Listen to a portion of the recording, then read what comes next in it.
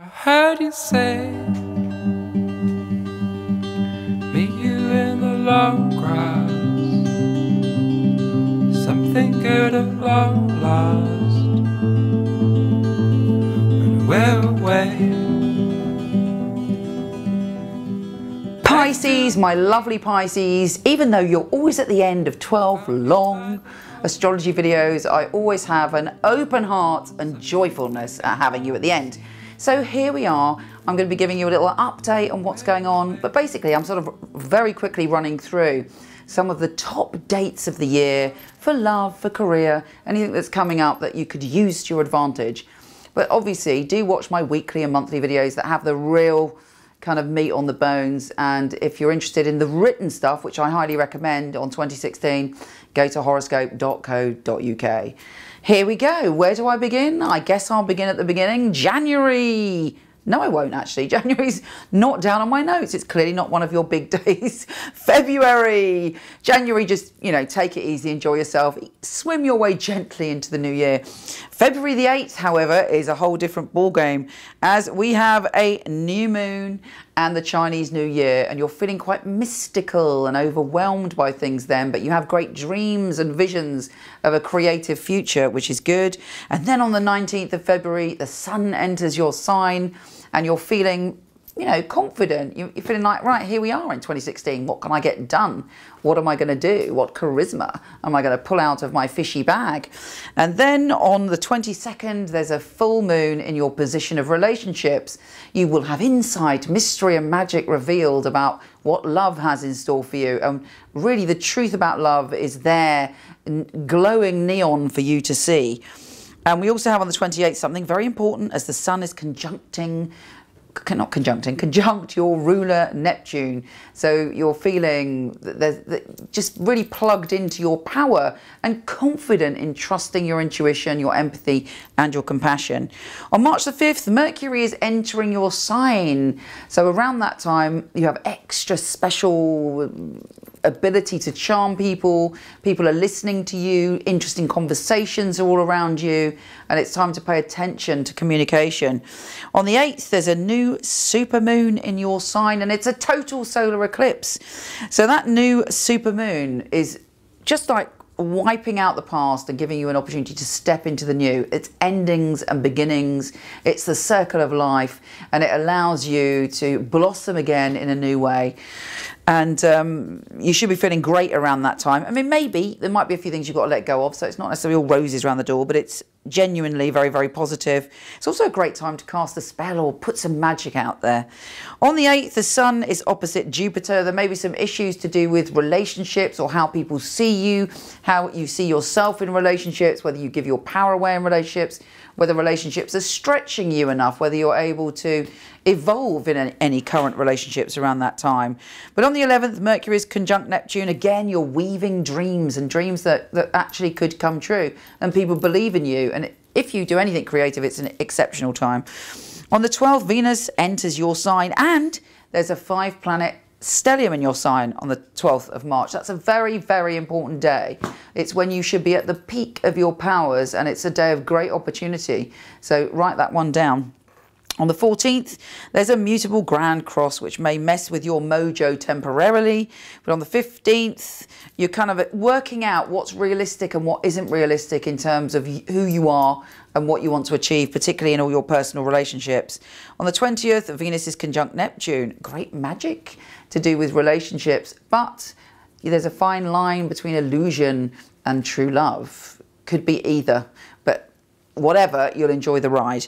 On April the 13th, it's a big day for all of us, because I believe there's a Star of David with Vesta and Juno included, and you're able to unlock yourself and rise up to the next vibration. Particularly, excuse me, hiccuping now, Neptune is in your sign. You're rebalancing your sexuality, your sensuality, your romantic nature.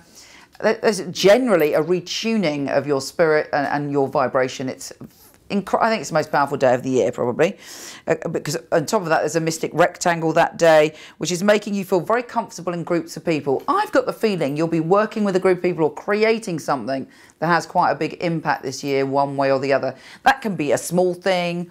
you know, you may be working as a nurse in a home or something, and you think of something that transforms people's lives. Or you could write a screenplay and it becomes viral and has a great impact on humanity. Whatever it is, be it big or small, it's important, your collaboration this year. Jupiter is going direct on May the 10th, which really helps your relationships, and that's when they can stretch and grow. And on the 14th, annoyingly or not, Neptune is going retrograde. You're being cast back to think about your dreams, your spirituality, the choices you made and whether they work for you. But it's not necessarily bad news, because it allows you to become more practical. You know, Neptune is so powerful because it's in your sign and it gives you great insight and power. On August the 6th, Venus enters your position of relationships. There's still, you know, there's a veil over your relationships. I wouldn't be surprised if there's a past life relationship as well, with things to sort out. And sometimes they can be a bit tricky, even though they're very, very intense. But on the 27th of August, Venus is conjunct Jupiter. So that's a brilliant day for love and to know where you are and to feel excited about life, and for love to be, you know, all consuming, particularly as Mercury, Venus and Jupiter are all conjunct on the 28th. There's a new moon in your position of relationships on September the 1st with the annual solar eclipse. And on the 9th of September is a big day because Jupiter is shifting, and it's giving us a new focus of our good fortune and what we need to expand to take advantage of our good fortune. And for you, it's a little bit tricky because it's in your position of primal emotions and intensity. So it's a kind of, you know, your shadow sides, sex, death, life, rebirth, your primal emotions. Have I said that twice?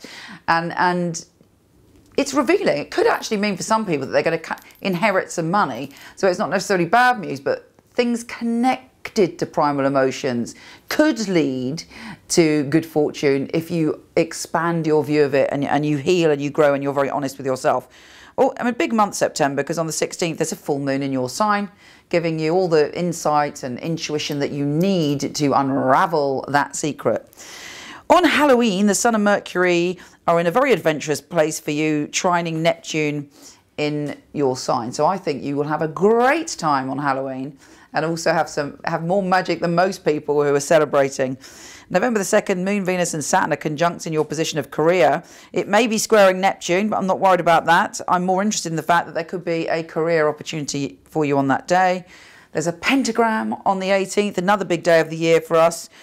And for you, you could have great insight into how to turn your dreams into something practical that helps you financially and to have more solid security. You've worked a lot on yourself anyway. The past couple of years have all been about you feeling more secure. Mars enters your sign on the 19th, giving you va-va-va-voom, strength, power and passion. And Mars is conjunct Neptune on the 31st. So a great day to end the year. And again, there should be magic, romance and mystery and passion on that day. Phew!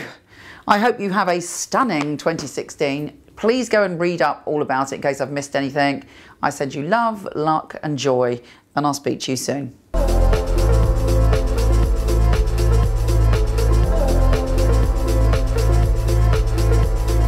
If you like this, please come to my website where there's thousands of articles from psychic to soulmate and lots of free tarot readings, www.michelleknight.com. And for all the written astrology of this month, week or even day, go to horoscope.co.uk. Take care.